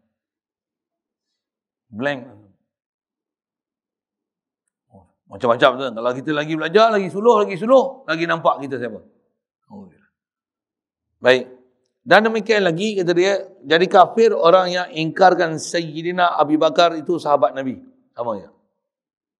Asal kaedah, siapa yang Allah Ta'ala perintahkan untuk kita muliakan, kita kena muliakan. Sayyidina Abu Bakar ni memang sahabat Nabi dan Allah sendiri iktiraf Sayyidina Abu Bakar ni ialah sahabat. Idh huma fil ghar idh yaqulu li sahibihi.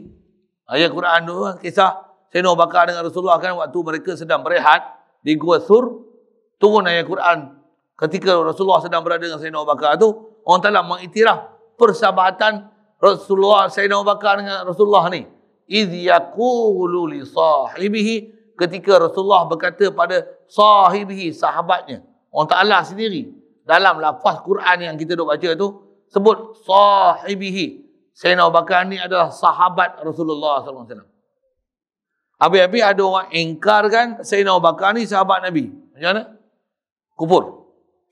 Satu Syiah biasanya duduk martabat ni. Tak ada Syiah yang akan menerima sahabat khasnya Sayyidina Abu Bakar. Tak ada. Kalau Syiah, kalau dia kata kami memuliakan Abu Bakar, merepek. Itu takiyah dia. Bohong, berlakon. Dia pelakon teater. Ramai nak jadi pelakon teater lah ni. Nafikan seorang, ataupun kata dia, menafikan seorang daripada Rasul yang muafakat ulama atas Rasulnya. Rasul sedia maklum yang muafakat 25. Dalam Quran, senarai nama mereka. Tapi jaga ada orang ingkarkan Nabi Adam sebagai Rasul. Ada. Kalau tuan-tuan tak bisa dengar tu, mujuh. Tapi hati-hati lah. Pasal apa? Ada dalam masyarakat kita, tersebar lah ni. Dia orang mengingkarkan keadaan Nabi Adam sebagai Rasul. Dia kata Rasul yang pertama bukan Nabi Adam, Rasul pertama adalah Nabi Nuh. Syak ayat Quran lagi. Inna awhayna ilaika kama awhayna ila Nuhin. Dia kata, Rasul yang pertama sebut dalam Quran adalah Nuh. Nabi Adam tak sebut Nabi. Dalam hadis kursi pun sebut, Ya Adam. Sebut Ya Adam. Ya benar Adam. Ada yang bagi hujah macam tu. Jaga, muafakat dah. Bahkan ijma' ulama. 25 Rasul ni, ijma' menafi satu daripadanya, kufur. Siap. Angka seping mudah gitu. Atau diingkar satu huruf yang sudah muafakat ulama'nya atasnya daripada Quran. Jaga. Al-Quran ialah Al-Quran, jangan dinafikan ayat Quran ialah ayat Quran. Itu mesti. Satu, kita kena belajar Quran sampai kenal apa ayat Quran, apa yang bukan ayat Quran. Walaupun satu huruf. Khas kalau kita mengaji bab resam Quran, tuan-tuan, Bismillah. Tulis Bismillah, ba, sim, mim. Kalau Iqra' bismi rabbika, Iqra' bismi rabbika tu ba, alif, sim, mim. Ra, ba, kaf. Yang ni kena mengaji ilmu khas. Ilmu resam. Macam mana nak tulis Quran, di mana ada alif, tak ada alif. Misalnya, Rabbil Alamin. Rabbil Alamin. Alamin tu alif, lam, ain, lam, mim, ya, nun. Ain tu celek. Faham celek? Tanda mad dia, maddah tu, dia bukan ain, alif, lam, ya, mim. Mim, ain, alif, lam, mim, ya, nun. Bukan macam tu ejaan dia. Yang tu dipanggil resam imla'i. Itu resam imla'. Tulisan biasa. Kalau resam Osmani, bukan macam tu. Dia ada disiplin dia.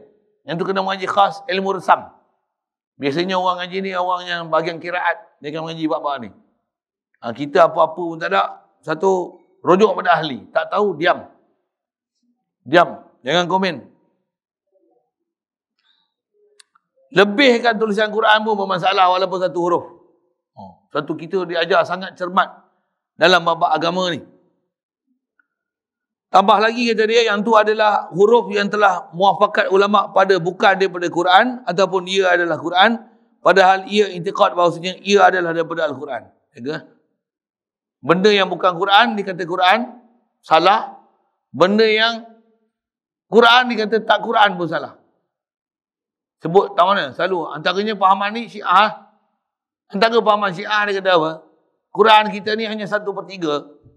Ada 2/3 lagi yang kita tak dapat. Bila Imam Mahdi datang, dia akan bawa lagi 2/3 ni. Apa pula? Baru 1/3 kita. Lepas tu Quran ni, Allah Ta'ala kata, Inna nahnu nazzalna dzikra wa inna nahnu nazzalna dzikra wa inna lahu lahafizun. Wa inna nahnu nazzalna. Payah nak sebut.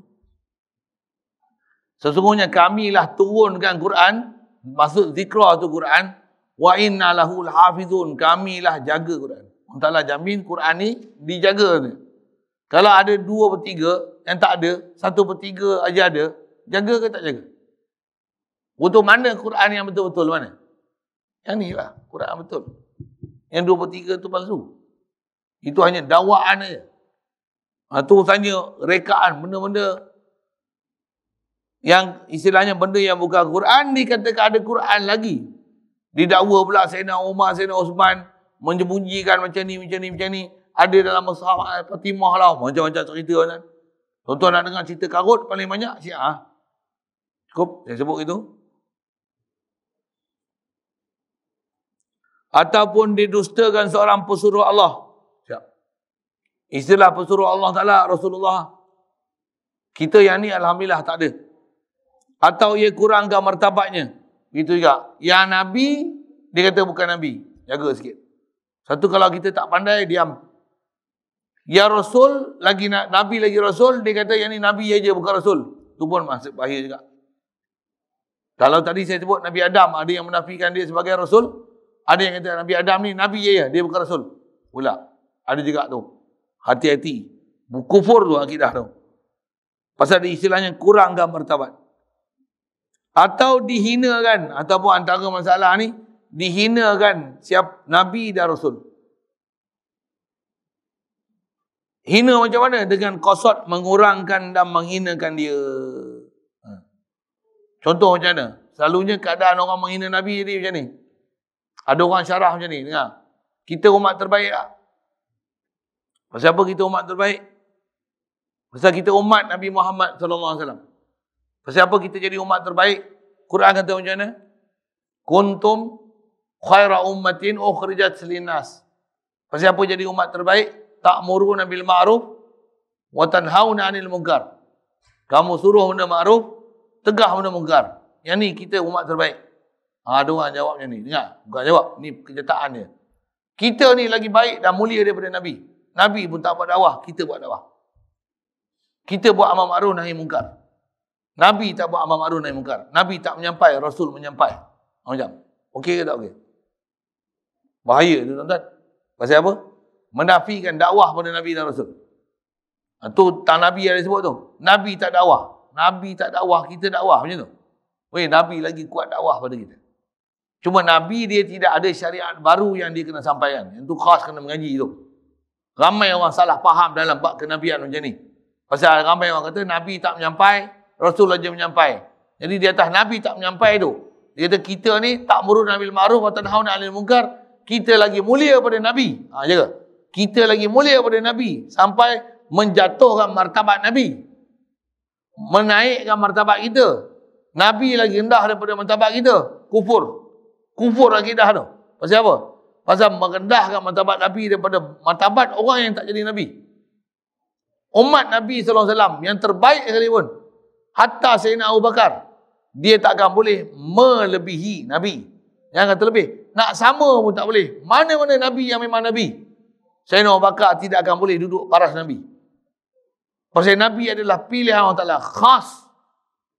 Takkan dia boleh duduk Nabi. Tak akan boleh duduk martabat tu. Jadi sampai nak lebihkan kita ni daripada Nabi lagi salah besar. Sayyidina Abu Bakar pun takkan boleh duduk martabat yang sama ataupun lebih daripada Nabi. Apatah lagi nak duduk martabat kita ni. Jadi umat Nabi Muhammad awam aja pun nak duduk lebih martabat daripada martabat Nabi. Jaga hak tu.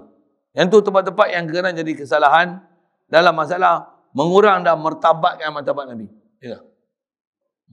Selalunya ayat macam ni. Nabi tak buat dakwah. Jaga. Yang tu pun kalau kita belajar bab disiplin, bab akidah, menafikan dakwah pada Nabi adalah salah. Pasal Nabi buat dakwah.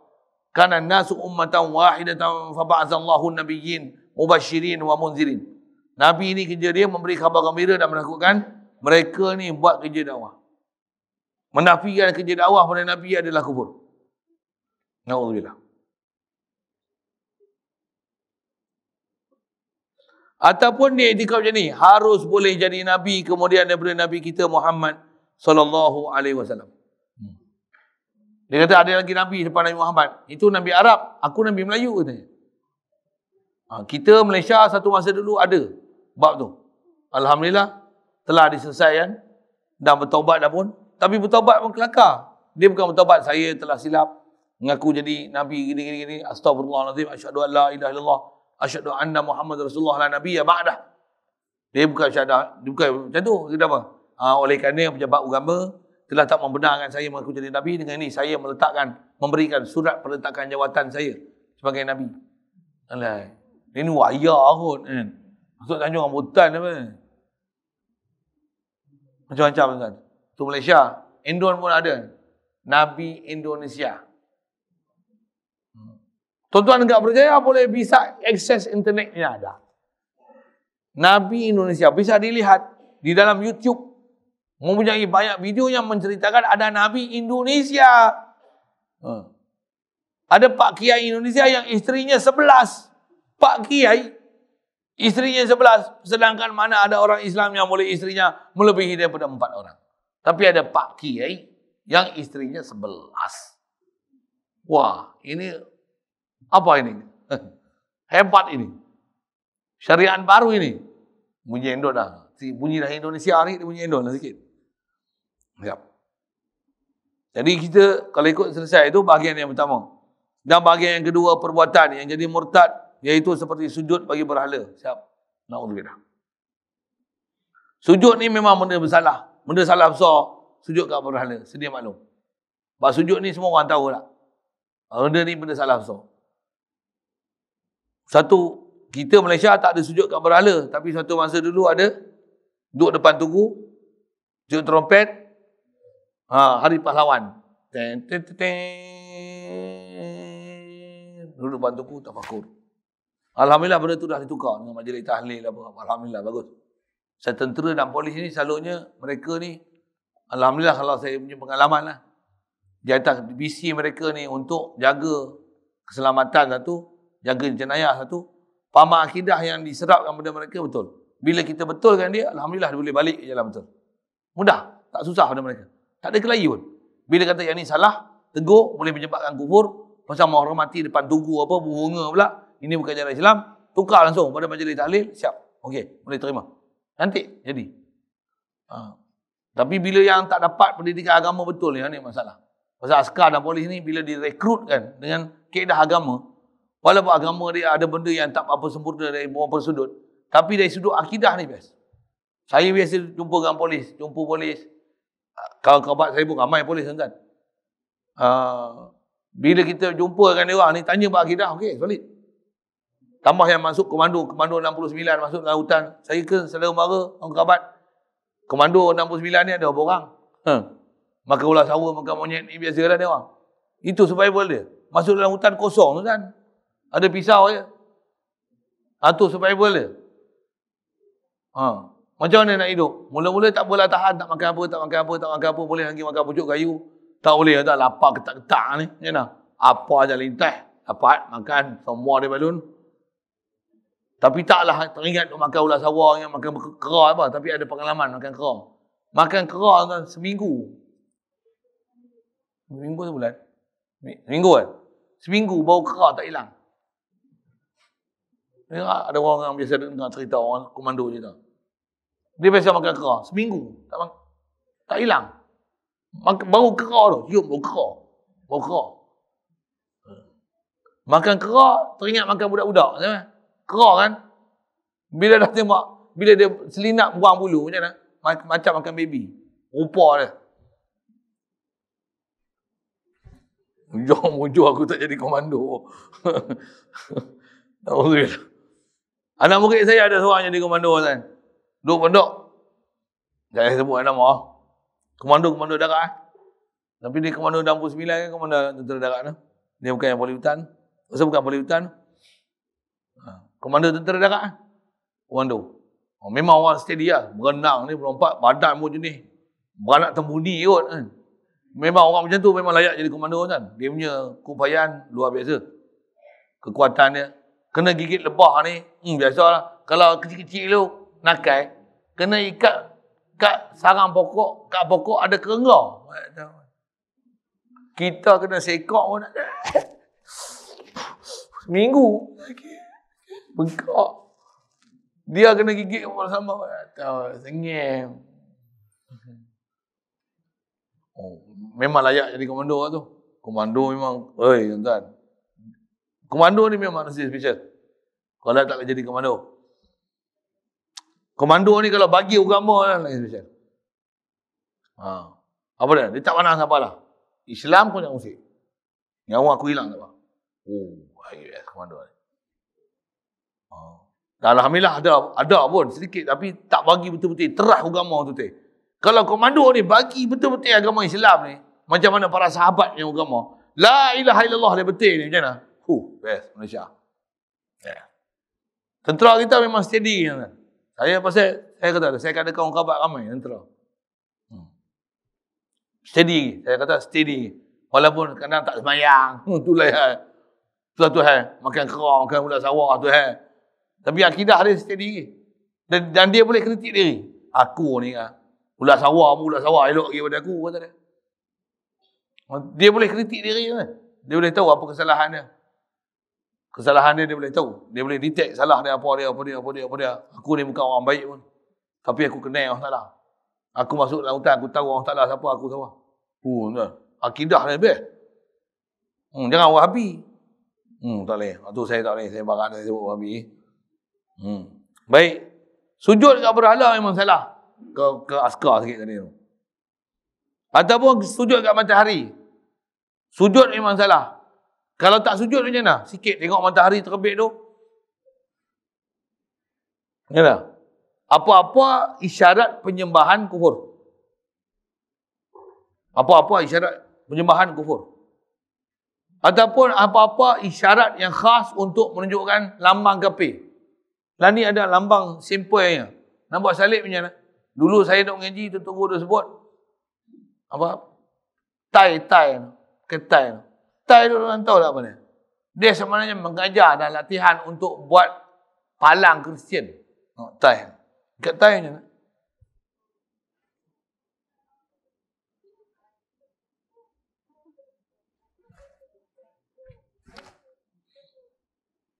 Terror buat. Saya bukan pernah praktis. Ikat tai. Saya ikat tai. Lilit 2 kali lah kan. Ni masuk ni kan. Betul kan? Okay? Last kali macam mana? Tak bisa ikat tai tu. Dia pakai tai yang bodoh, yang bubuh. Bodoh tak kerti ikat tai. Kalau ikat tai macam tu, betul kan? Betul kan? Biasa ikat tai kan? Biasa sekolah kebangsaan kan? Betul kan? Lah ni ada apa? Lambang Kristian moden ni. Macam mana? Betul macam ni. Tak bisa tahu. Ni bukan love tau. Love tu macam ni lah. Dia ada lambang betul. Saya tahu ada lambang ni. Contoh saja buat macam tu untuk menunjukkan Kristian, hang buat tu Kristian.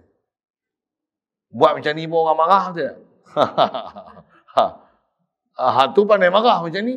Takkan nak kata apa-apa, tak ada apa-apa. Macam ni okey. Kalau macam ni bukan macam macam ni, marah. Ni okey. Ini lambang salib tu. Lambang salib. Satu, memakai apa-apa pakaian yang khas untuk orang kafir. Cuma yang tu pakaian dia bukan pakaian tu. Apa dia? Pakai ihram warna oranye. Boleh murtad tu. Saya dulu ada kawan mak saya kan, bomo Siam. Orang Islam. Nama dia pun saya sebutlah nama kan, tak elok nak sebut orang yang orang kata kan. Bomo Siam. Dia memang mengaji jadi bomoh siam. Mengaji bukan siam. Mengaji siam jadi bomoh je.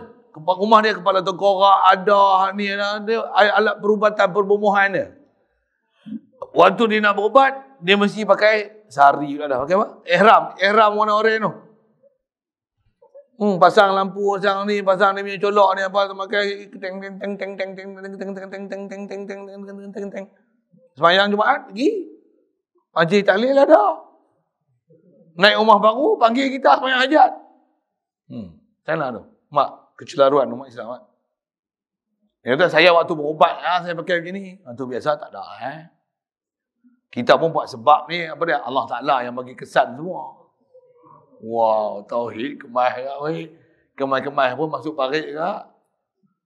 Memang betul dia faham Allah Ta'ala bagi bekas semua. Tapi apabila ada benda menyebabkan boleh jadi murtad tu. Jadi murtad dalam masa tu. Kalau syahadah lain tak apa. Kalau tak syahadah duduk dalam murtad tu. Orang tu masalah tu. Tak, ada benda-benda macam ni orang tak sedar. Yang ni antara kufur yang orang tak faham.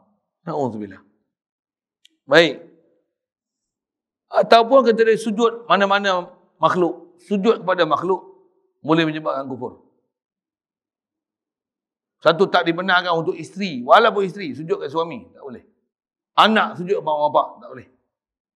Tak boleh. Atas nama sujud tak boleh. Kalau dibenarkan untuk suami disujud oleh isteri, ada beberapa riwayat, betul tak betul hadis ni semak lah kan, tapi atas cerita saya nak ngaji lu tu selalu sebut. Yang Rasulullah kata, kalau kuntu amiran an yasjudan nasu an yasjuda antas juda zaujatu li zaujiha an yasjudan nasu lin nasi atau kama qala. Kata kalaulah aku nak suruh ada manusia boleh sujud di antara manusia dengan manusia, aku akan suruh isteri sujud pada suami. Tapi pasal tak boleh, tak boleh. Kalau nisbah nak suruh sujud, aku akan suruh isteri sujud pada suami. Tapi pasal sujud ni, pasal dia khas untuk Allah Ta'ala. Ya. Maka tak boleh sujud pada makhluk. Atau dijatuhkan. Antara perbuatan boleh jatuh murtad lagi. Dijatuhkan mushaf pada tempat yang hina. Istilah mushaf ni, Quran. Itu asal pakai dalam kitab. Mana mushaf? Quran. Ambil Quran, bubuh tempat hina. Apa dia hina ni? Bubuh dalam tahi, bubuh dalam tandas, bubuh tempat sampah. Satu, tuan-tuan ada Quran nak dilupuskan, tuan-tuan tak boleh bubuh tempat sampah. Kaedah Quran nak dilupuskan, kaedah ulama kita bakar. Bakar, habis hari jadi abu, selesai. Abu dia kena kutip pergi buang sungai, kan? Tak payah. Istilahnya, bakar, habis, hapus dah ain benda yang ditulis Quran tu, sampai tak ada dah ain tu. Adapun abu tu ada, nampak tak Quran? Tak? Kalau tuan-tuan ada, saya nak sebut, Quran ada hukum Quran, selagi ada kitab Quran tu. Kalau ada hadis, ni pinggan lah kan, tapi hadis ni. Dalam dia masuk dalam komputer, ada Quran. Ataupun lah ni bukan hadis, pendrive kan. Jolok macam Quran. Quran tak pendrive. Kenapa? Dia hanya hukum Quran bila nyata dengan tulisan. Ni hadis tak ada tulis apa. Jolok, boleh baca Quran. Quran tak? Tidak. Dia bukan Quran. Yang Quran je lah, tulis sini. Qul huwallahu ahad. Yang ni hukum Quran. Yang ni hukum Quran. Yang ni jangan campak kata-kata. Satu tuan-tuan pun jam ke apa ke, kalender, tulis nota-nota ke, jangan tulis Quran. Buang pula tempat najis. Komok, buang lengkuk sampah. Waktu cakap tu. Kalau Quran koyak ke, ada cepisan lama ke, cara pelupusan dia, bakar. Lah ni ada alat pula untuk perancur tu kan, pelebur tu. Ipoh kita memang ada. Kalau tak ada tu pun, tuan koyak, buah api, buah kayu lah untuk bagi dia punya power dia kuat. Pasal dia berlipat-lipat tebal-tebal tu kadang-kadang dia tak habis semua kan. Tak pun koyak, bakar. Tunggu tu sampai habis. Dah habis semua, tak ada apa yang tertinggal baki pada tulisan. Selesai. Itu saya sebut dia. Abu tu kalau ada orang dulu, dia kata abu ni pun kata dia kena buang tengah laut. Tak syarat. Masyhur ulama sebut, tak syarat. Ada yang kata kena tanam. Sekian tanam langkah apa, buang. Tak ada. Kaedah dia bukan tanam. Kaedah dia bakar. Ada yang kata buang dalam laut. Tidak. Bakar.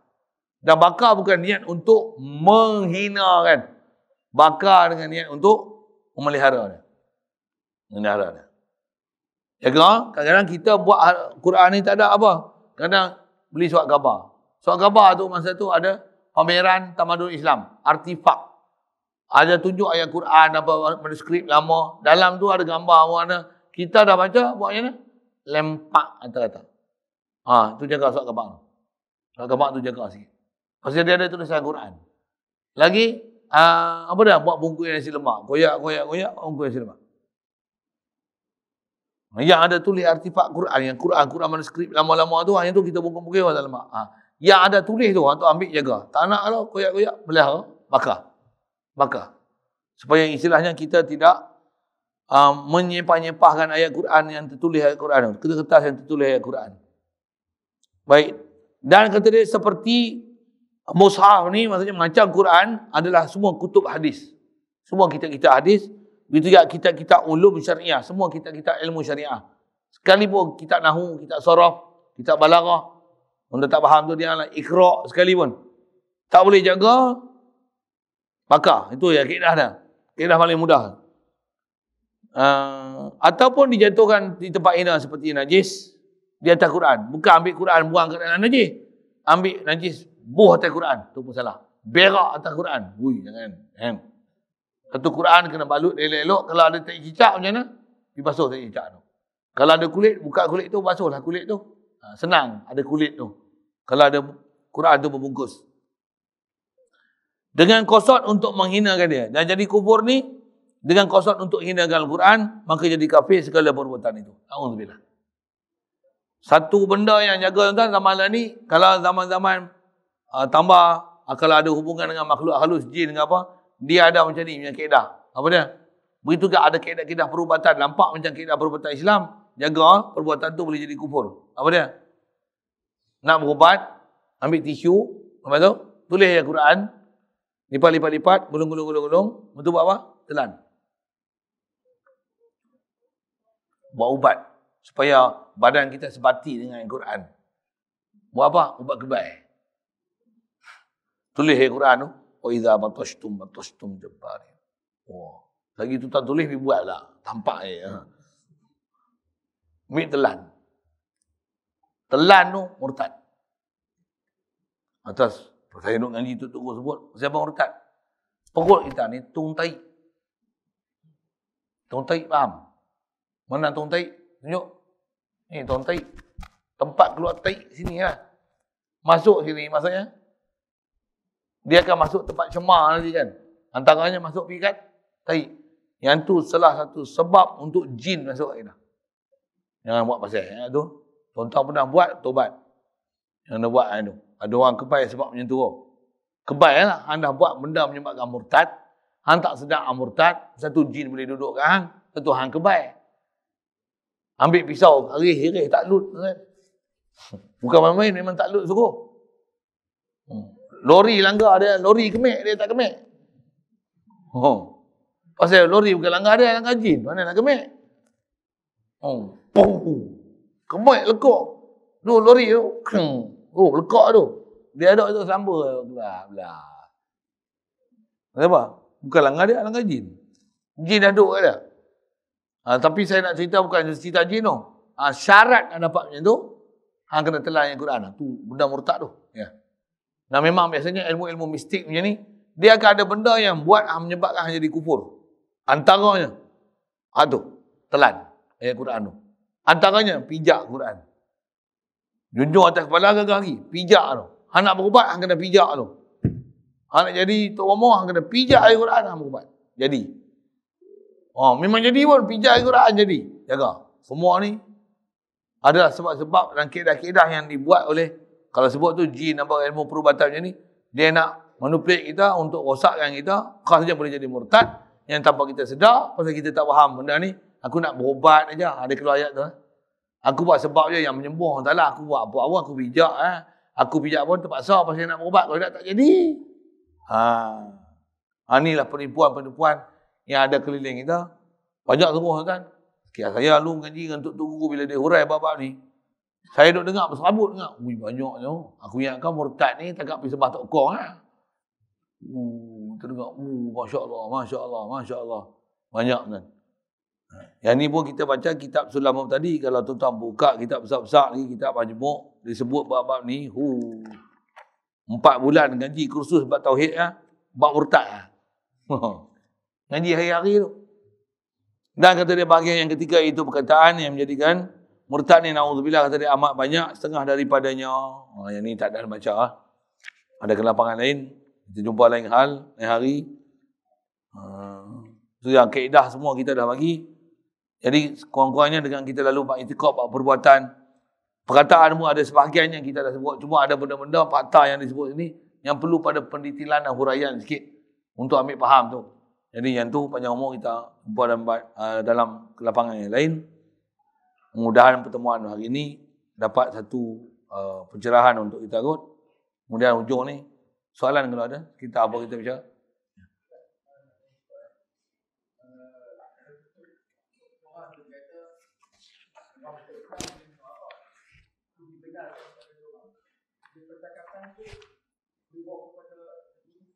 Orang bukan Islam dibenarkan minum arak. Dia boleh jatuh kufur. Tapi takut dia tak tahu, yang dia faham orang Islam saja yang tak boleh minum arak, orang kafir boleh minum arak. Sedangkan arak ni haram, bukan saja untuk orang Islam, tapi semua orang haram minum arak sebenarnya. Dia tak ada kaedah haram untuk orang Islam, tak haram pada orang kafir. Zina halal untuk orang Islam, halal untuk orang kafir. Jangan begitu.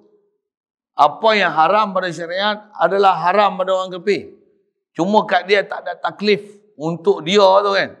Tapi di atas, kalau kita jadi pemerintah ataupun kita ni semua ada kuasa, kita tak boleh bagi istilah kelulusan untuk pada orang kafir untuk dibuat benda tu. Dia tak kata hanya haram kat orang Islam, tak haram pada orang kafir. Ayat tu boleh jadi murtad kalau dia tahu. Cuma bila tak tahu, dia tak termasuk dalam syai' maklum fiddin bin darurah tadi. Yang tu tak simply known. Yang orang tahu memang orang Islam minum arak haram. Tapi orang kafir minum arak haram ni, orang tak apa nak tahu. Tapi percakapan tu berdosa, haram, memang salah. Tapi nak boleh jatuh murtad tu tak, pasal benda tu tak maklum fiddin bin darurah. Tapi salah percakapan tu. Sepatutnya akidah yang betul dan pahaman yang betul, arak ni haram bukan saja untuk orang Islam, orang kafir pun haram, pasal apa yang mudarat adalah haram untuk orang Islam dan haram untuk orang kafir. Apatah lagi kita sebagai pemerintah. Pakai tali pinggang pun, tali pinggang keledar, orang Islam pun kena pakai, orang kafir pun kena pakai. Saya sebut gini, cucuk vaksin kena tak? Semua kena. Padahal cucuk vaksin pun kena juga coronavirus. Pergi tu. Contoh. Sikitlah macam tu lah. Buat perbandingan tu. Maksudnya ada benda yang kat kita pun kena, kat orang kafir pun kena. Yang ni pun dah benda ni mudarat. Orang kafir pun mudarat, kat kita pun mudarat. Janganlah menghalalkan dia pada orang kafir. Okay.